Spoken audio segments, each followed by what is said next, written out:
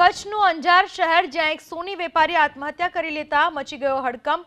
અંજારમાં જેનિલ જ્વેલર્સ નામની પેઢી ધરાવતા મનીષ બુદ્ધભટ્ટીએ ઝેરી દવા પીને જીવન ટૂંકાવ્યું। આત્મહત્યા કરવા પાછળનું કારણ હતું બંગાળી કારીગરે કરેલી ઠગાઈ। મનીષ બુદ્ધભટ્ટી તપન સાહુ નામના બંગાળી કારીગરને 7-8 વર્ષથી ઓળખતા હતા અને નિયમિત રીતે સોનું ચાંદી આપીને ઘરેણાં બનાવડાવતા હતા। જો કે 6 મહિના પહેલા તપન સાહુ 55 લાખનું સોનું અને 80 લાખની ચાંદી સહિત કુલ 1 કરોડ 55 લાખનું ફુલેકું ફેરવીને ફરાર થઈ ગયો।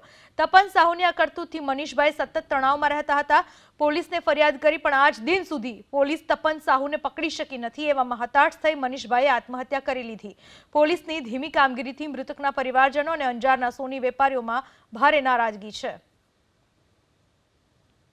3 મહિનાથી પોલીસ સ્ટેશનમાં એફઆઈઆર માટે ધક્કા ખાતા હતા, પછી કોઈ પણ રિઝલ્ટ મળતું નહોતું। 3 મહિના પછી એફઆઈઆર લેવામાં આવી છે। એના પછી પણ પ્રોસેસ એકદમ સ્લો હાલી। એના પહેલા પણ બીજા 2 કેસ અમારા પછી બન્યા, એ જલ્દી સોલ્વ થઈ ગયા છે અને અમારા હજી સુધી સોલ્વ નથી થયા। જેટલું ફાસ્ટ પ્રોસેસ થાય એવી રિક્વેસ્ટ છે, નમ્ર નિવેદન છે કે આ અમારા માટે આખો પરિવાર વિખાઈ ગયો છે।